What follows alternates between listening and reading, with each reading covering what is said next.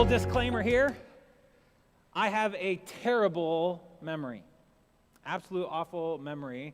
So the details of the story that I'm about to share with you, some of them are a little bit foggy for me, and they may not be all entirely accurate, but I do remember some very specific things. Summer 2010, my 2000 black Pontiac Grand Prix. I love that car. It's my very first car I bought. And it had the nice, big, giant Midwest rust stain right by the gas cap. It was fully loaded, completely packed, jam-packed. Every single nook and cranny in that car was filled with stuff, books, clothes, everything that I owned in my life at that moment was in that car. And so the only visibility that I had was out the very front windshield and my driver's side window right next to me and the passenger side one on the other side. Everything else in the back completely blocked, couldn't see anything. Jam-packed car. Started a long road trip that I was making from Montana all the way down, actually down here to Texas. College Station, Texas was where I was headed. Really long road trip, and I was driving through the state of Wyoming. It's an awesome drive that I got to experience the whole way down because you're following the mountains all the way down. You're in this mountain range just all the way down the terrain. It changes as you move south through our country.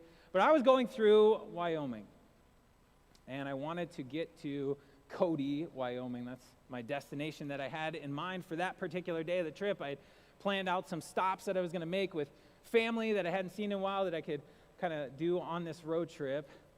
And I remember that I was coming up to a mountain pass. I believe it was this one right here that you can kind of see on the map there. It is known as Dead Indian Pass. Okay? And as I was driving and I got closer and closer to this pass, I looked up ahead of me and I started to see, right in the middle of the highway, I started to see one of those really bright, reflective, orange and white signs, the barricade across the middle of the road, and that really bright, reflective sign that said, "Road closed." There's a car in front of me, and the car in front of me stopped for a moment and then turned around and went the other way. And I think that I sat there probably for 10 minutes because I just didn't know what to do. I was in an unfamiliar place. It was starting to get dark. I knew that if I turned around, there was like no place for me to stop for many, many miles, and it was in the complete opposite direction of where I actually wanted to wake up the next morning. So I risked it. I slowly drove around the barricade and the sign that said, "Road closed." And as I got closer to the rocky cliff face of the mountain pass, I could see up ahead there were lights on the road. There were construction workers, trucks that were out there paving the road. And so I slowly made my way up the incline. One of those construction trucks started to come towards me. Cannot imagine how annoyed they were at that moment. Parked right next to me, I came to a stop, rolled down his window, started to talk to him, and I begged with him. I said, "Please, is there any possible way that I can go through?"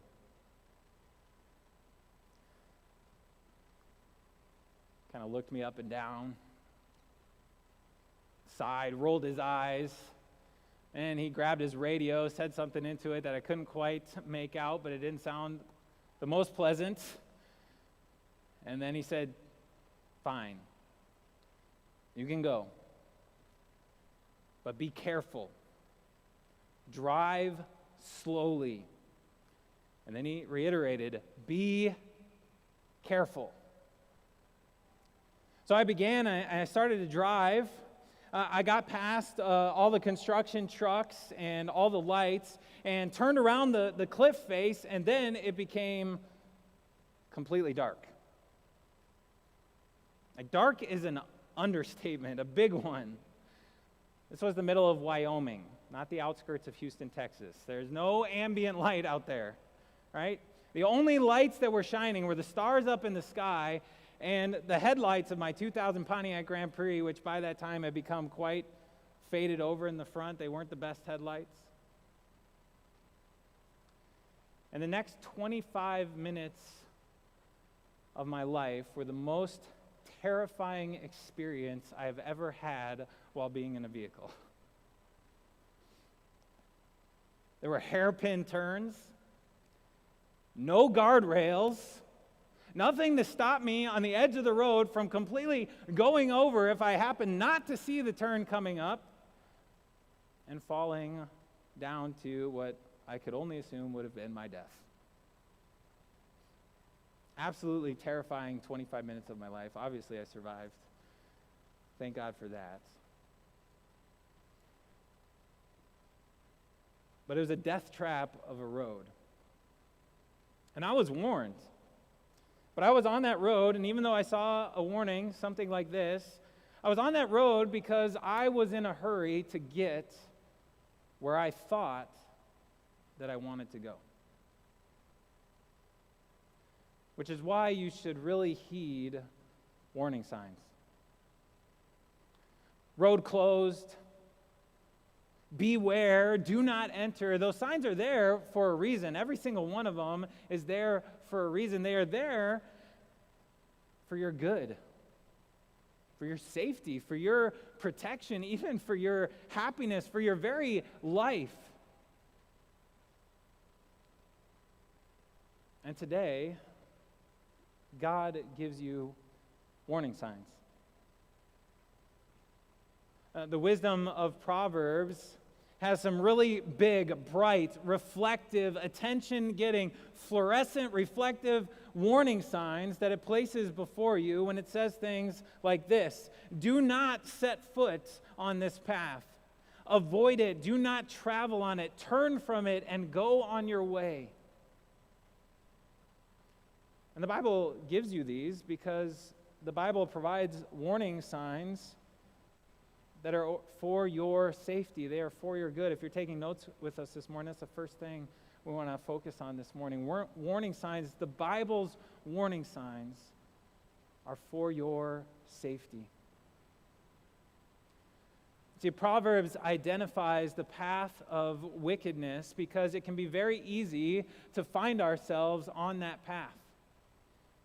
It's a very well-worn path. You can tell that many people have walked on it before, and it might start out okay at first, but the further you get on that path, the darker it becomes.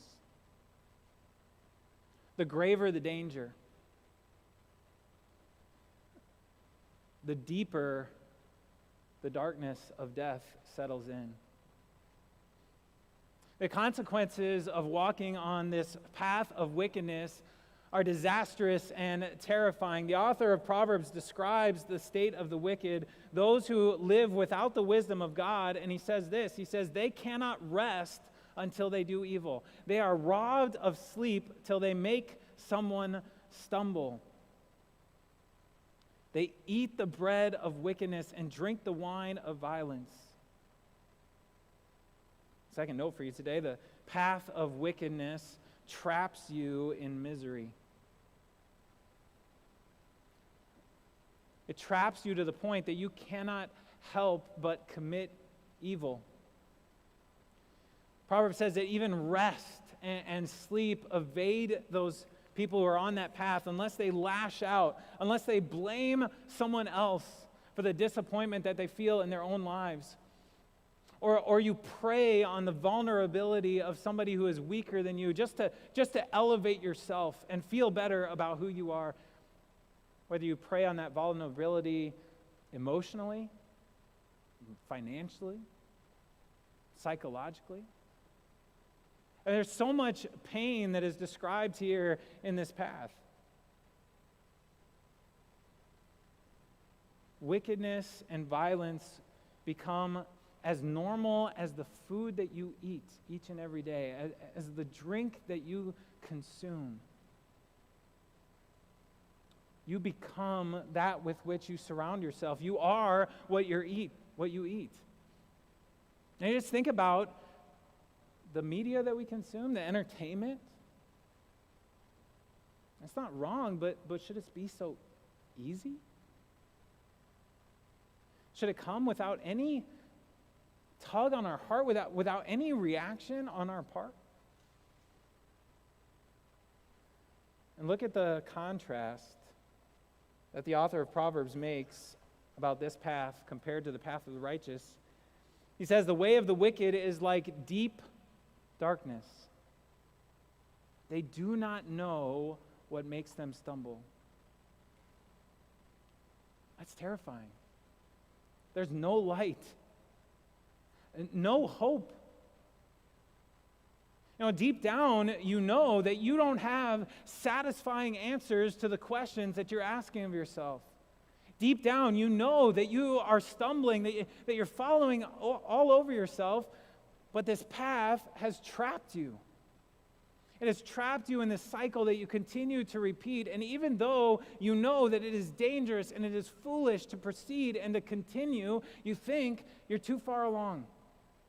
You think you can't turn away from it because there's no going back. And so the only option that you have is to keep pushing through this dangerous territory. Do you find yourself on such a path right now?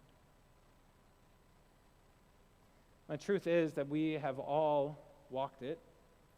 We've all traveled it. At some point in our life, we have found ourselves on this path of darkness, which is why the Bible is so excited to let us know that there is another option. And so Proverbs highlights the wisdom that leads you on the paths that are straight, the paths that are clear, the paths that are open, the paths that are freeing to you, the paths of the righteous. Proverbs tells you this. It says, turn your ear to my words. Do not let them out of your sight. Keep them within your heart, for they are life to those who find them, health to one's whole body.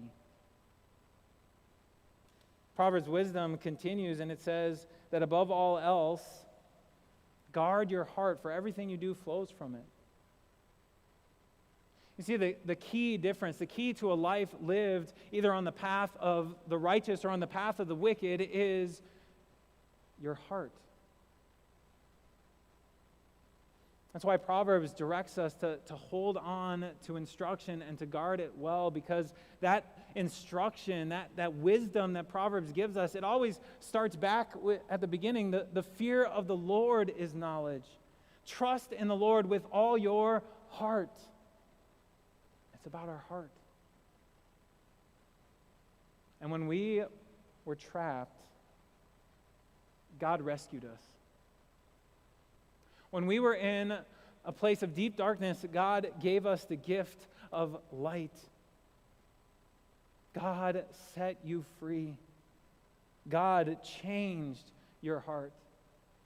In the biblical book of Ezekiel, the prophet Ezekiel, he got to speak for God, and he got to say something amazing, this amazing promise that God had for his people, and it's an amazing promise that God also has for you. Ezekiel got to say these words from God: I will give you a new heart and put a new spirit in you. I will remove from you your heart of stone and give you a heart of flesh.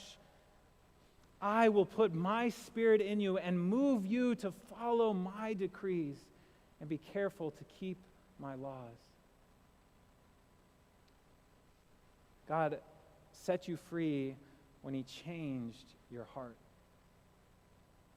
He gave you a new heart. He took away that heart of stone that would turn away from him, that would follow a different path, that would step off the path of righteousness and onto the path of wickedness. He took away that heart. He gave you a living heart to trust in him, to trust in all of his promises. And God works that change in your heart through instruction, through His Word. That instruction that God gives to you, it delivers to you the way, the true path of righteousness. When a man named Jesus of Nazareth lived and walked on this earth, he made a very bold claim. He said, "I am the way and the truth and the life." And this very bold claim that Jesus made when he said that no one can come to the Father except through me, that I am the path, this very bold claim that Jesus made, he backed up with his life. Because Jesus always walked the path of the righteous. He thought through all of his actions clearly and completely. Methodically and slowly, he made decisions based on true wisdom. Every step that he took had an exact and godly purpose. Perversity never flowed out of his mouth the way it has ours. His lips, they never spoke the coarse, corrupt conversations that far too often our lips have.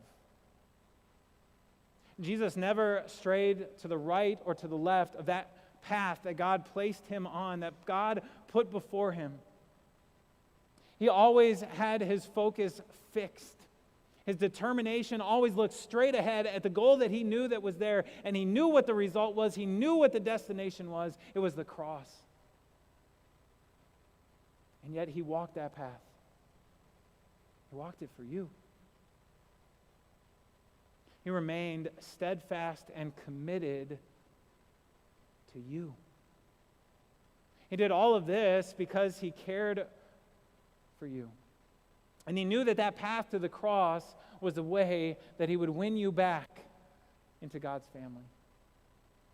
And so Jesus, in his life, he guarded his heart from all evil. And yet, though he walked the path of the righteous, the path of the good, the path of the godly, even though he walked that path, he endured far more than 25 minutes of terror. He endured hours of agony on the cross. And then he endured the deepest, darkest moment that any person could ever endure. Because on that cross, as Jesus hung there and endured that physical pain, it was on that cross that because of our disobedience, because we have taken steps off the path of righteousness, onto the path of wickedness, and because Jesus took all that upon himself, he was forsaken by God, his heavenly Father. The God of all light, the source of good, turned his back on his Son.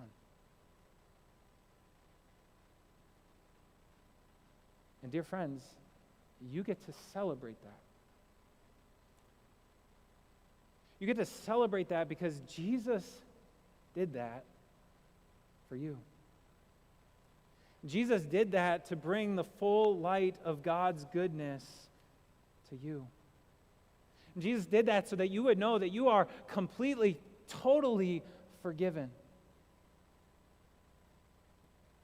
He did that so that you would know that God has placed you on the path of the righteous.